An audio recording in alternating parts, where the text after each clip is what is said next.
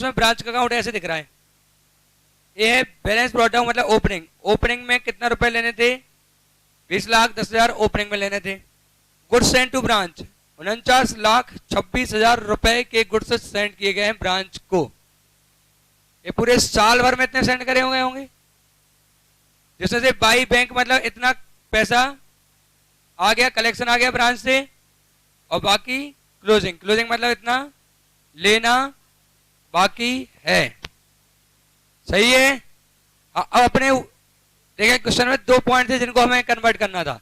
एक तो goods receipt from HO, कितना पाउंड रिसीव हुआ था, 64,000 पाउंड का गुड्स तुम्हें एचओ से रिसीव हुआ था, और एचओ दिखा रहा है कि उसने 49,26,000 रुपए का गुड्स तुम्हें भेजा है।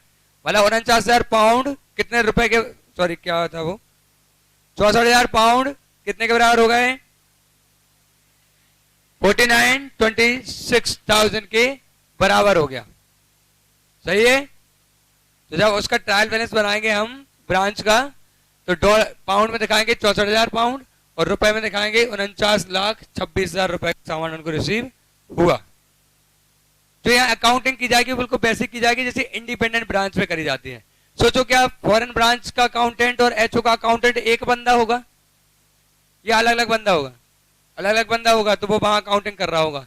जैसे इंडिपेंडेंट ब्रांच में हमने अकाउंटिंग को पढ़ा है, तो तुमने जितने में भेजा होगा उतने रुपए में ब्रांच अपने पीएनएल में दिखाएगी goods receive from HO, HO से हमें इतने रुपए का गुड्स रिसीव हुआ है। ठीक है क्या? एंड में दिख रहा है कि ब्रांच के बुक्स में दिख रहा है कि एचओ के पैसे देने हैं कितने, 22,800 पाउंड, और एचओ के बुक्स में दिख रहा है कि लंदन ब्रांच से एंड में कितने लेना बाकी है, 17,20,000 पाउंड लेना बाकी है। तो ब्रांच में दिख रहा है कि हमें उनके 22,800 पाउंड देने हैं, और एचओ में दिख रहा है कि उनसे हमें 17,20,000 रुपए लेने हैं। तो 22,800 पाउंड कितने के बराबर हो जाएगा, 17,20,000। क्या ये बात समझ में आई? सच में देखो 2 ट्रांजेक्शन हो रहा है इसके, इसमें देखोगे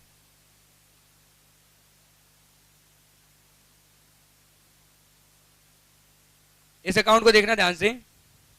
ओपनिंग में इतना पैसा था, कुछ सामान और भेजा,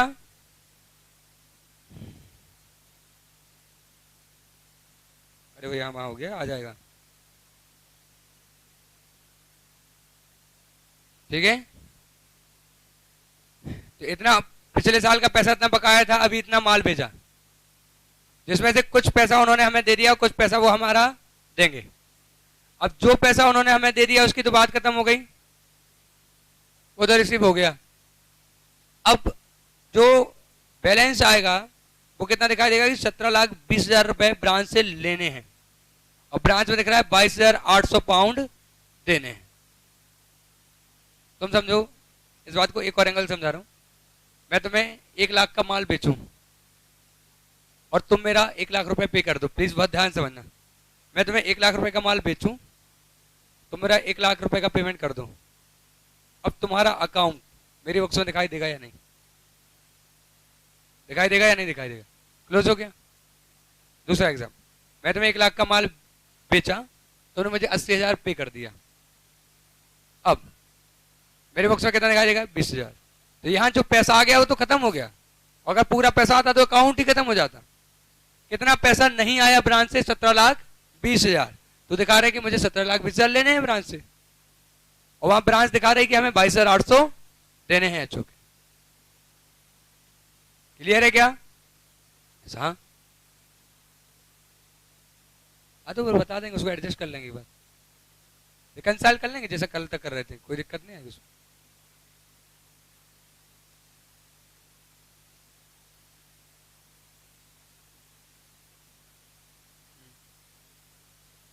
रिकंसाइल देखना, अगर इन ट्रांजिट है तो डॉलर का बैलेंस दिख रहा है वो कम दिख रहा होगा, और एचओ ने तो पूरा रिकॉर्ड कर ही लिया होगा। नहीं, पहले हम उसको डॉलर में ही जोड़ेंगे, जोड़ लेंगे, डॉलर सही हो जाएगा, और फिर एसेट जो रुपए में दिख रहा है उसमें कन्वर्ट कर देंगे। नहीं नहीं, कोई क्वेश्चन नहीं, उससे कोई दिक्कत नहीं, कोई दिक्कत नहीं होगी। जो इन ट्रांजिट है उसको पहले जोड़ दो, ऐसा दिखेगा $1000 का इन ट्रांजिट है, तो 22,800 की जगह कितना हो जाएगा? 23,800। डॉलर में तो 1,000 ही देने ना अब, और तो 23,800। जो रुपए में रिकॉर्ड है अमाउंट, वो तो 100% रिकॉर्ड है ना। एचओ ने माल भेजा, उसने तो 100% रिकॉर्ड कर लिया। अब इन ट्रांजिट है तो किसने बुकिंग नहीं करी?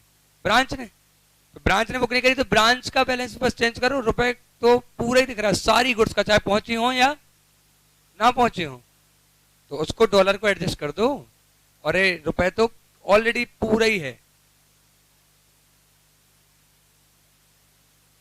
तो कैसे ट्रांजिट का कैसे?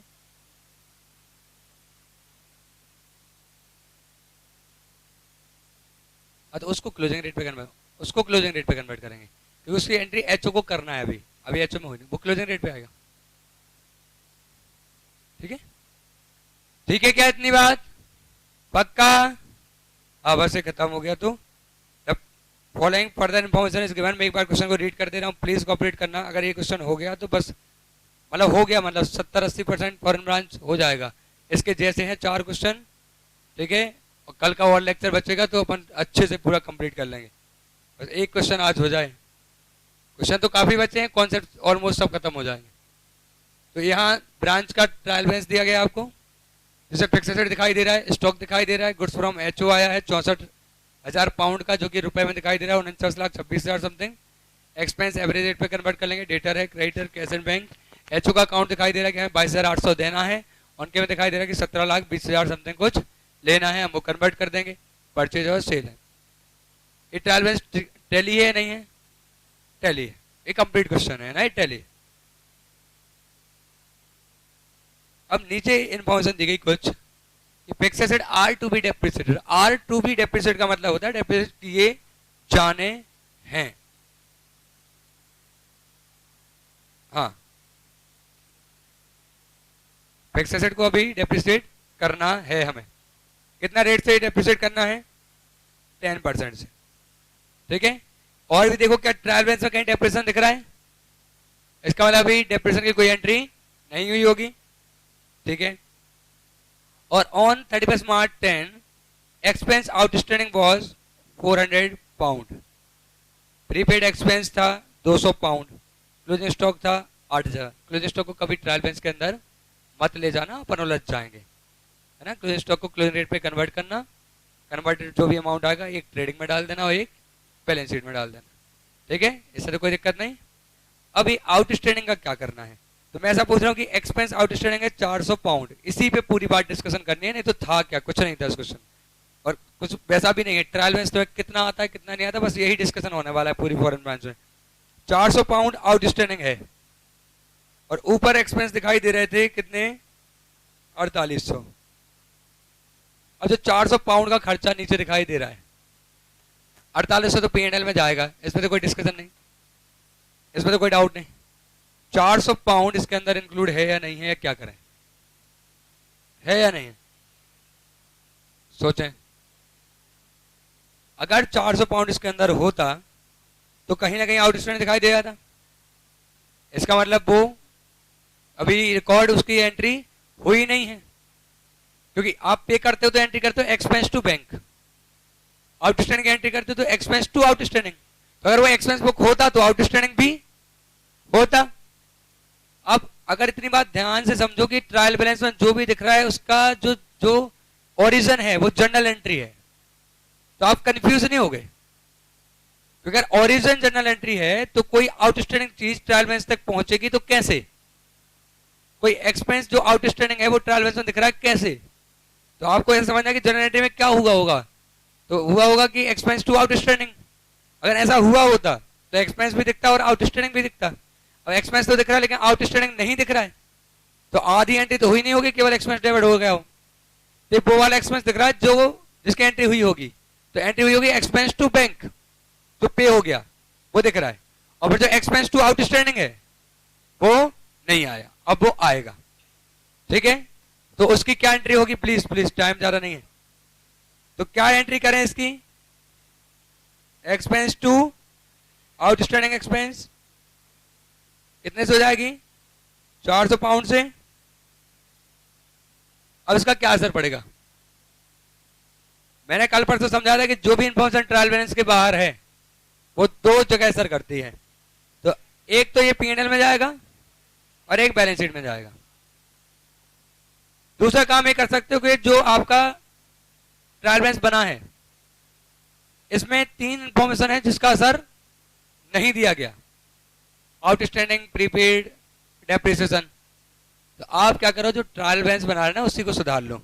तो आप इस जनरल एंट्री के बेस पे अगर ट्रायल बैलेंस को सुधारोगे तो क्या करोगे आप, एक्सपेंस टू आउटस्टैंडिंग एक्सपेंस करना है आपको। तो जो आपका एक्सपेंस दिखाई दे रहा है कितने का, 4800 का, इसको कितने से बढ़ा दोगे आप, 400 से, और एक और अकाउंट ओपन कर दोगे आप किस चीज का, आउटस्टैंडिंग एक्सपेंस का। कितने से हो जाएगा, ट्रायल बैलेंस क्या तब भी टैली रहेगा।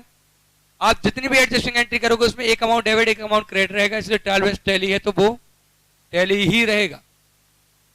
और अब इंफॉर्मेशन कहां पहुंच गई, ट्रायल बैलेंस के अंदर। और जो इंफॉर्मेशन ट्रायल बैलेंस के अंदर है उसका केवल एक इफेक्ट होता है। तो ऐसे कैसे एक इफेक्ट होगा, तो अब जो ट्रायल बैलेंस के अंदर है इंफॉर्मेशन वो केवल एक जगह जाएगी, कहां, P&L। जो भी ट्रायल बैलेंस के अंदर है वो केवल एक जगह जाएगा, जो कहां जाएगा, बैलेंस शीट। तो चाहते तुम इसको 400 को अंदर ना लेते तो 4800 जो दिख रहा है वो P&L में जाता, और जो एडजस्टिंग एंट्री करी उसमें से 400 P&L में जाता और 400 बैलेंस शीट में जाता। अब इसको अंदर ही ले लो तो 4800 प्लस 400 हो जाएगा खर्चा, और 400 हो जाएगा आउटस्टैंडिंग। फिर जो 4800 प्लस 400 है खर्च नॉमिनल कहां चला जाएगा, P&L, और जो आउटस्टैंडिंग वो कहां चला जाएगा, बैलेंस शीट। होना वही है, वो वही रहा, लेकिन ये तुम्हें अगर समझ में आ रहा है ऐसा करना, ये तुम्हें ज्यादा हेल्प करेगा। और इसको बोलते हैं एडजस्टेड ट्रायल बैलेंस, यानी आपकी जो ट्रांजैक्शन है आपने उसको ट्रायल बैलेंस में इनकॉर्पोरेट करा। फिर तुम्हें अच्छा लग रहा है नहीं लग रहा है उसके ऊपर ये बात है कि आपसे पूछा जाएगा कि आप जो एडजस्टमेंट दिए गए उनको इनकॉर्पोरेट करने के बाद ट्रायल बैलेंस बनाए पहले डॉलर में, और फिर उसको किस में कन्वर्ट करें, रुपए में। आ रही बात समझ में। तो दोनों ऑप्शन में से क्या बेहतर है, इसके अलावा ये पॉइंट है कि आपसे पूछा जाएगा, मतलब आपको चुनना तो यही पड़ेगा। कैसा लगा आइडिया, मजा आ गया। सुनो डेप्रिसिएशन की एंट्री बताओ कितना लगाना है, उन्होंने बोला 10%, ठीक है। तो 24,000 दिख रहा है। डेप्रिसिएशन की एंट्री बताओ क्या होगी, डेप्रिसिएशन टू, तो कितना से आएगा, $2400। अगर इसको आप ट्रायल बैलेंस के अंदर ना ले जाते तो एक जाता P&L में डेप्रिसिएशन, और बैलेंस शीट में फिक्स एसेट को क्या करते हैं हम, 2400 से कम। अगर तुम इसको ट्रायल बैलेंस में ले जा रहे हो तो डेप्रिसिएशन क्या हो जाएगा, यहां कहीं आ जाएगा डेप्रिसिएशन कितने रुपए से, 2400 से आ जाएगा, और फिक्स एसेट क्रेडिट हो रहा है, मतलब फिक्स एसेट 24,000 की जगह 2400 से क्या हो जाएगा, कम हो जाएगा 2400 से। तो कितना आएगा, 21,600। अल्टीमेटली फिक्स एसेट में 2400 कम होंगे, डेप्रिसिएशन में 2400 बढ़ जाएंगे। ट्रायल बैलेंस टैली का टैली रहेगा। अब देखना, अब जो 21,600 दिख रहा है फिक्स एसेट, अब केवल एक जगह जाएगा कहां, बैलेंस शीट, 21,600। और जो डेप्रिसिएशन दिख रहा है अंदर 2400 वो केवल एक जगह जाएगा कहां, P&L। क्या अब इस 2400 को फिर से हटाना है क्या, नहीं, क्योंकि आप जब एंट्री करते हो डेप्रिसिएशन टू फिक्स एसेट तो फिक्स एसेट कम हो जाता है और फिर डेप्रिसिएशन ट्रायल बैलेंस में पहुंचता है। इसलिए अगर ट्रायल बैलेंस में डेप्रिसिएशन दिख रहा है इसका मतलब डेप्रिसिएशन की जनरल एंट्री हो चुकी है, और डेप्रिसिएशन की जनरल एंट्री हो चुकी है तो क्या हुई होगी, डेप्रिसिएशन टू फिक्स एसेट, मतलब फिक्स एसेट ऑलरेडी कम हो चुका है। क्लियर है क्या ये बात, पक्का।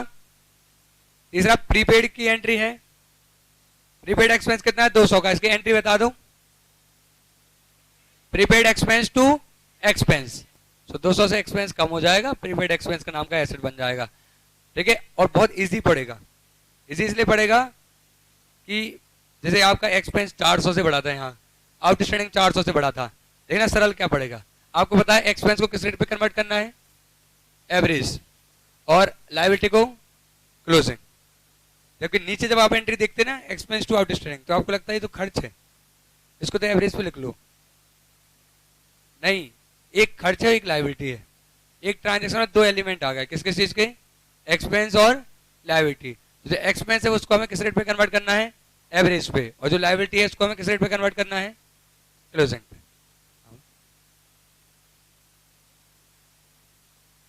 नहीं, पहले हम ऐड करेंगे और फिर हम कन्वर्ट कर देंगे।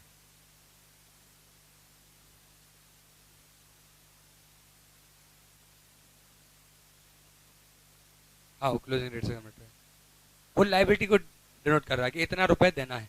आज अगर तुम आज भी पे नहीं करोगे, 2 महीने बाद पे करोगे, तो तुम्हें किस रेट पे पे करना पड़ेगा? क्लोजिंग पर, है ना। लाइबिलिटी तो क्लोजिंग क्लियर है कि लाइबिलिटी क्लोजिंग पे ही आएगी। अब आ रहा है कि एक्सपेंस क्या हो रहा है। तो एक्सपेंस ऐसा भी हो सकता है अप्रैल का, मई का, जून, जुलाई, अगस्त, किसी भी पीरियड का हो सकता है, पहली बात। हाँ, अगर नहीं भी है, मार्च का भी है, तो सच्चाई ये है S11 की कि जिस डेट पे ट्रांजेक्शन हो रहा हो, पूरा ट्रांजेक्शन रेट पे कन्वर्ट कर लो, मतलब बेसिस जिस दिन का है उसी रेट पे कन्वर्ट कर लो। लेकिन हम इस बात को अपना नहीं रहे हैं फॉर ईज ऑफ कैलकुलेशन। इसलिए जो हम अपना रहे हैं वो हमें लॉजिकली थोड़ा सा गलत लगता है, लेकिन वो हमें करने में बहुत सरल लगता है, इसलिए हम वही अपनाते हैं। ऐसा मैंने शुरुआत में समझाया था कि आप तो सेल कर रहे हो, डेली की रिकॉर्डिंग करो, लेकिन प्रैक्टिकली इम्पॉसिबल है ना। तो हम ऐसा कुछ अपना रहे हैं जो एक्यूरेट नहीं होगा, लेकिन हमें उससे फर्क नहीं पड़ता। ऐसा क्लियर है?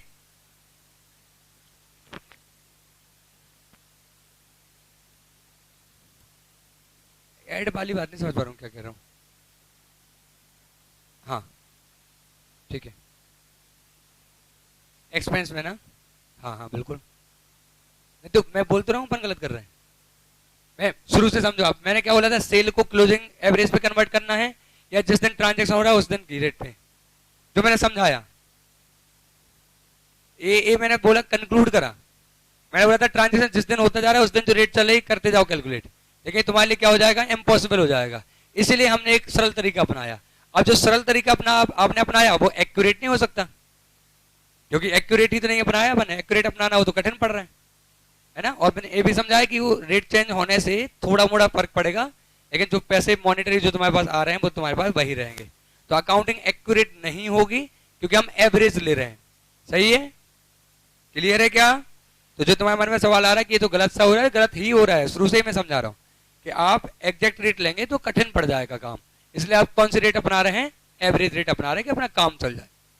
ओके, तो इन 3 चीजों को तुम्हें इनकॉर्पोरेट करना है, डेप्रिसिएशन को, ठीक है, एक्सपेंस को, प्रीपेड को।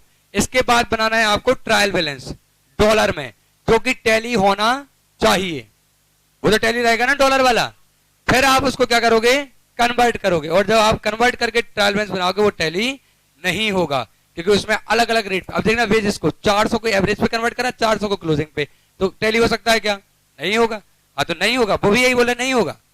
इसलिए उन्होंने क्या बोला कि जो एक्सचेंज डिफरेंस आएगा वो आपको आईएफओ के केस में कहां ट्रांसफर कर देना है? ब्रांच के P&L अकाउंट में ट्रांसफर कर देना है। तो आपको ट्रायल बैलेंस के बेस पर आपको ब्रांच का ट्रेडिंग और P&L बनाना है। कोई प्रॉब्लम है क्या? वो तो अभी बताना है ना, लेकिन तुम ऐसा नहीं कि सर नहीं बना, क्योंकि सवाल ही पैदा नहीं हो रहा नहीं बनने का, डर रहे हो तुम अलग बात। आपके पास डॉलर में ट्रायल बैलेंस है, आपने 44, 45, 46 का गुणा कर लिया। अब रुपए में ट्रायल बैलेंस है, अब रुपए में ट्रायल बैलेंस है तो परचेज रुपए में दिखाई दे रही, कहां जाएगी? ट्रेडिंग।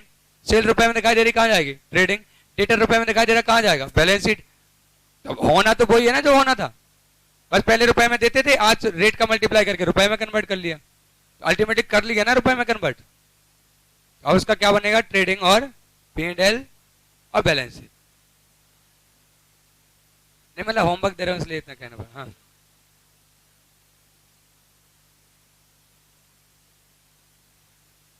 हाँ हाँ, बहुत बढ़िया, जोरदार तालियां के लिए। हाँ नहीं, क्लोजिंग स्टॉक ट्रायल बैलेंस में मत लेना। क्या? हाँ तो ट्रायल बैलेंस में मत लेना बोला हूं ना मैं तो। तुम जैसे देख रहे हो कि यार दो अलग अलग बात कह दी क्या? ट्रेडिंग में ले लेना और ट्रायल बैलेंस में नहीं लेना, दोनों अलग बातें हैं। पागल हो गए बच्चे, जैसे जैसे रिजल्ट आना है। अच्छा, इनसे तुम्हारा आंसर मैच नहीं कर, इन्होंने इनकॉर्पोरेट नहीं किया, इन्होंने इनकॉर्पोरेट नहीं किया। देखो ये 24,000 दिख रहा है, जबकि अपने में कितना दिख रहा था? 21,600 और 2,400। इसमें नहीं किया, लेकिन हर क्वेश्चन में ऑलमोस्ट वो तुमसे पूछे इनकॉर्पोरेट करूं, जब अगले में इनकॉर्पोरेट करना है तो यहीं से सीख लो। यहां तुम्हारी चॉइस हो सकती है, लेकिन अगला क्वेश्चन तो कंपलसरी है ना इनकॉर्पोरेट करने का। हाँ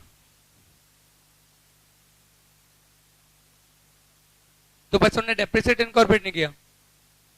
हाँ तो देखना डेप्रिसिएशन बाद में लेंगे वो, यहाँ लिया डेप्रिसिएशन 168, अब उन्होंने यहाँ से माइनस करके दिखाया, और अपन अपने केस में क्या करेंगे, वहीं से ही माइनस हो जाएगा।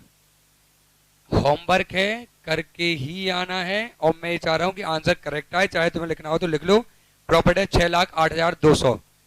मैं नहीं चाह रहा हूँ कि तुम ना करके आओ, नहीं से नहीं कर गया मैं, मतलब मैं चाह रहा हूँ कि तुम करके आओ। एक्सचेंज डिफरेंस आ रहा है 12,400।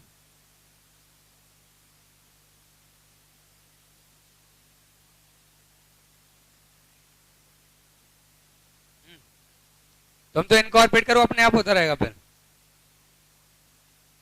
एक मिनट, कोई डाउट है तो पूछ लो, लेकिन करके ही आना है, समझ गए तुम इस बात को?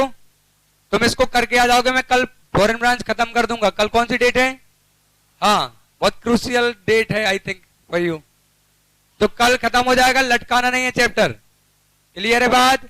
करके ही आना है। नहीं समझ में आए, पूरी ईमानदारी से मेहनत करके कि नहीं यार मैं इसको करके जाऊंगा, और मैं इस क्वेश्चन को, इस चैप्टर को कल सारे क्वेश्चन में करा दूंगा। यहाँ पे शुरुआत में टाइम लगता है, फिर तो क्या है।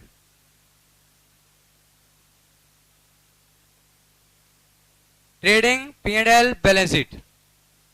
कोई डाउट आए मुझे कॉल कर लेना, मैं कल ये नहीं सुनूंगा कि नहीं बना। I will not attend your call. Call में अटेंड नहीं कर पाता, तुम मुझे मैसेज कर दिया करो, मैं पक्का रिप्लाई कर दूंगा। मैसेज के रिप्लाई की गारंटी है, कॉल में सच में अटेंड नहीं कर पाता। 10-5 मिनट लगते हैं, कॉल उठा लो, फिर वो पूछता है सर कैसे क्या चल रहा है।